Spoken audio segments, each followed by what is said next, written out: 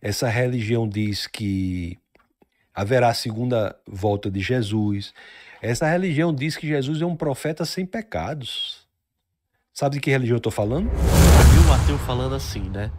Ele falou assim, mas eu não sei se foi até no vídeo do senhor, né? Deus pode me condenar pra eternidade pelos meus 80 anos aqui na vida, ou pode me salvar pela eternidade por 80 anos da vida. Foi com você que falou isso daí, não? Não. Aí eu mesmo, com a minha ignorância, já pensei. Eu falei, ó, como que Deus é bom? Ele só exige de você 80 anos e te dá a eternidade. Então ele é muito bom, não é verdade? Deus não vai forçar a presença dele a alguém que não queira. A pergunta é simples: você quer viver com Deus ou não? É isso. Cristianismo é isso. Cristianismo não diz você tem que fazer isso, aquilo e aquilo outro, você tem que mudar isso, aquilo outro para ser cristão, não. Você pode ser a pior pessoa da face da terra, você pode ser cristão. Basta que você genuinamente, verdadeiramente queira, se arrependa dos seus pecados e queira uma nova vida. Basta isso. A partir daí, a transformação será feita Deus ajudando você a transformar por meio do seu espírito. O Espírito Santo passa a habitar na pessoa e a pessoa passa gradativamente a se transformar. Entendeu? Deus não precisa de nada. Deus não precisa de 80 anos, de 8 segundos, de ninguém. Não precisa de nada. Deus é autossuficiente. Deus não precisa de nada. Não há nada que nós possamos dar a Deus que Deus precise. E é possível alguém alcançar a salvação sem Cristo? Não é impossível. É impossível. Só há um caminho. Isso está claramente dito por Jesus em João 14,6. Eu sou o caminho, a verdade e a vida. Ninguém vem ao Pai senão por mim. E no caso de um judeu que E ele segue fala vem. desculpa. Ele não fala vai, fala vem. Vem. Porque ele e o Pai são um. No caso do judeu, que ele cumpriu lá todas os 10 mandamentos dele lá, tudo.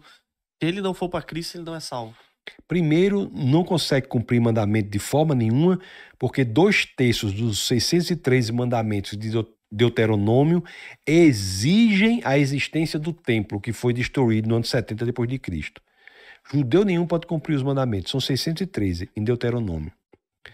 Nem se fosse só os 10 conseguiria. Nem conseguiria. Não mentirás. Forte, hein? Os mandamentos nunca foram feitos como escadas para se chegar até Deus. Nunca foram feitos. Foram feitos como propostas de vida para quem já é de Deus. Para quem já é de Deus. Exatamente. Isso é uma proposta. Isso chama santificação. Como eu falei para você já aqui antes, Deus aí, ó. Deus está aí. Você saber quem é Deus, olhe para os mandamentos. Não assassinarás, Deus é a vida. Não adulterarás, Deus é fiel. Não mentirás, Deus é a verdade. Não furtarás, Deus é confiável. E assim sucessivamente. O mandamento reserve um tempo para Deus. Do Shabat. Que aí seria, quando fala reservar um tempo para Deus, seria uma, assim, nas práticas de hoje em dia, seria participar de um dia específico da semana, você tem que reservar de forma especial para Deus. Todos os dias são de Deus, mas um dia especial você tem que reservar de forma especial para Deus. Por quê? Porque se você não fizer isso, você está ferindo alguém aqui na Terra. Sua família. O problema de você não reservar um dia na semana é que alguém será prejudicado. Você não dará atenção à sua família, à sua esposa, aos seus filhos. Você não dará atenção à comunidade que você serve, religiosa. Então é importante demais esse princípio. Então reservar um dia na semana seria um dia de comunhão?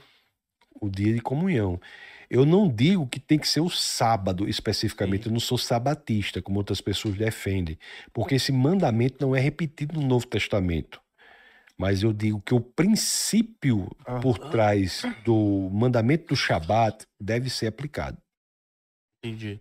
Não necessariamente o sábado, né? Não necessariamente o sábado, porque esse mandamento não é aplicado no Novo Testamento para os gentios, embora ele exista para os judeus. Eu tenho um amigo judeu que sábado ele não faz nada mesmo, não. Isso mesmo, desde o pôr do sol até o outro pôr do sol. Fica só em casa e tal. Isso, tem cristãos também que fazem isso, né? Tem. Ô, pastor, também pra gente já indo pro final aqui, que às vezes a pessoa lá tem muitas religiões que elas são ligadas a Cristo, mas na realidade elas são seitas, né? Como que a gente identifica essas religiões para não ser até enganado, né, ou manipulado? O que eles fazem? Eles colocam elementos a mais, eles tiram elementos da Bíblia. Eu vou falar uma religião que fala muito bem de Jesus. A religião que diz que houve o nascimento virginal de Jesus. Essa religião diz que haverá a segunda volta de Jesus. Essa religião diz que Jesus é um profeta sem pecados. Sabe de que religião eu estou falando? É o Jesus Cristo dos últimos dias lá? Mormons? Estou falando do Islã. Do Islã? Caramba. Pois é.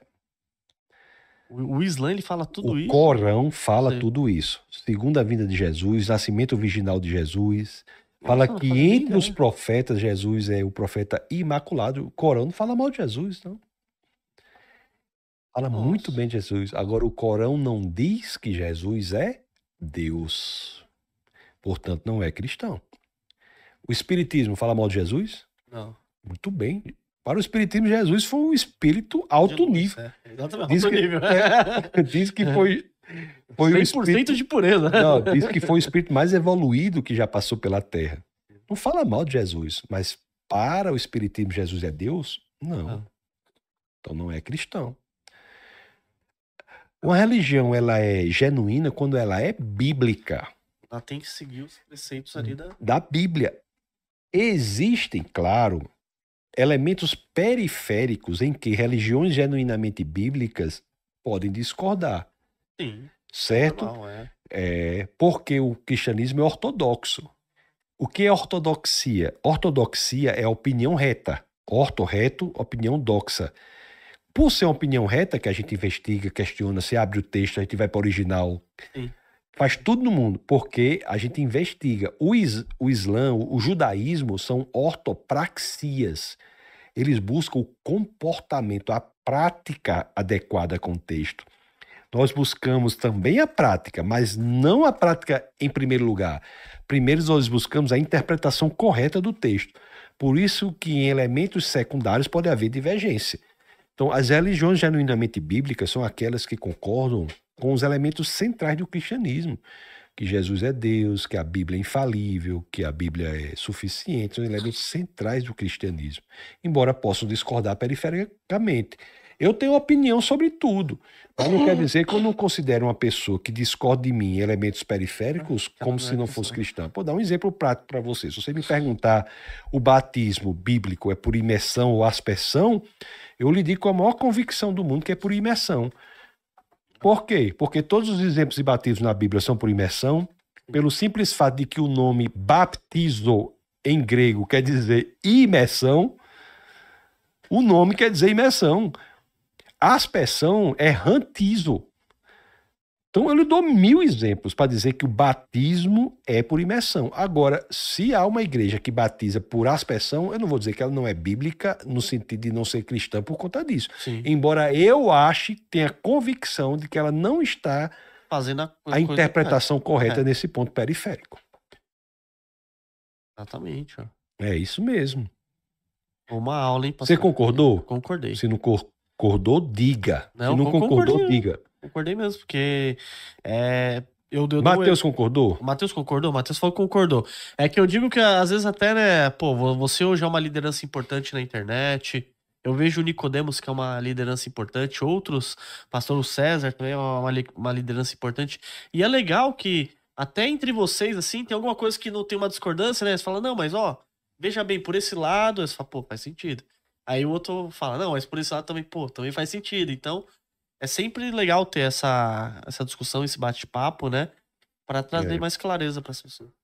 É verdade, tem muitas coisas, né? Tem umas coisas que a gente fala assim que não tem, né? Você sabia que se o Éden fosse na China ali, o casal não teria pecado? Sabia disso? Não, por quê? Porque eles tinham comido a própria cobra lá.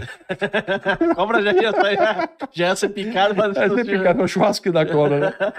Isso não é bíblico, né? Mas a gente fala às vezes, né? Receba Bitcoin grátis na Quantifury. Ganhe até 250 em Bitcoin só por abrir sua conta na Quantifury, a corretora 100% livre de taxas, com mais de 2 mil ativos para você negociar em tempo real. Criptomoedas, ações brasileiras e globais, ETFs, commodities e muito mais. E para ganhar, utilize o cupom TUBARão sem o tiozinho, Tubarão.